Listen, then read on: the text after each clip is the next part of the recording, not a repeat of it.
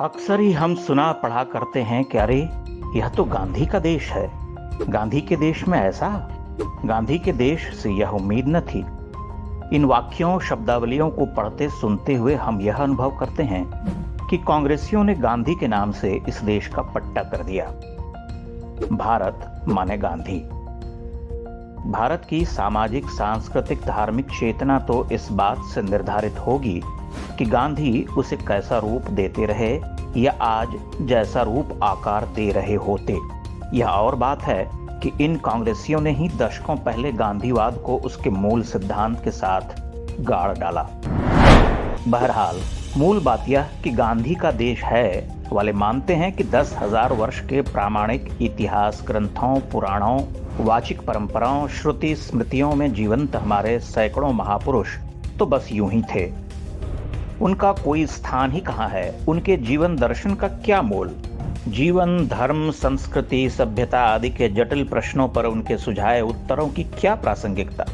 प्रासंगिक तो केवल गांधी हैं, जो अपने जीवन के सभी राजनीतिक प्रयोगों में भयावह रूप से विफल रहे, जिनकी धार्मिक चेतना उज्जवल होकर भी सामने खड़े विकराल संकट को भांप न सकी।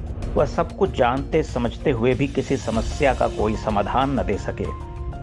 उन्होंने तो जीवन को बचाए रखने के बुनियादी और पवित्रतम सनातनी अधिकारों को भी ध्वस्त कर उन्हें नष्ट कर देने अथवा आत्माहुति का सुझाव मात्र दिया।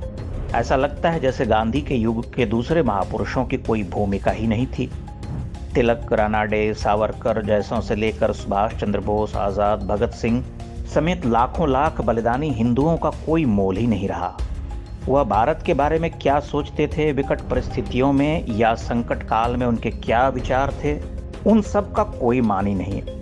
अव्वल तो यह भी कि यह गांधी का देश है जैसे वक्तव्य देने वाले अनिवार्य रूप से मानते हैं कि भारत एक सराय है जहां कभी भी कोई आकर ठहर सकता है, जहां हिंदुओं को चुपचाप कटते, विस्थापित, नष्ट होते, अपनी जड़ों से विगलित होते हुए ही जीना चाहिए।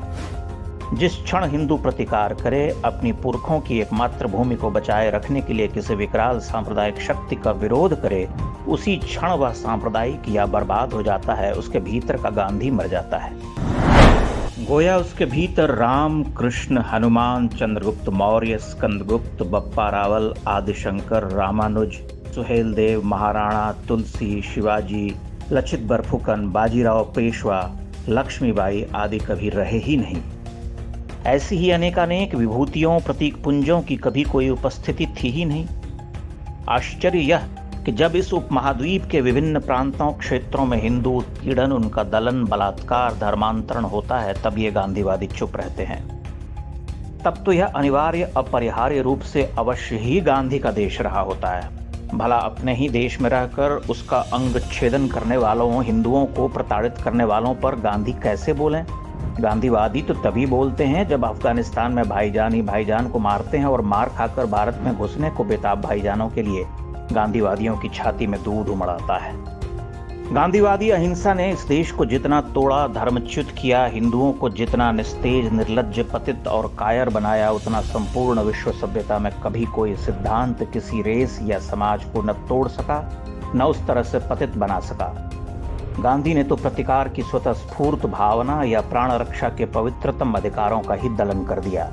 इसलिए यह गांधी का देश है तो होगा, पर उससे बहुत पहले यह राम का देश है। और आज के युग में महत्वपूर्ण बात यह कि भारत जितना गांधी का देश है, उतना ही गोडसे का देश भी है, और गोडसे की देशभक्ति गांधी से कमतर नहीं है।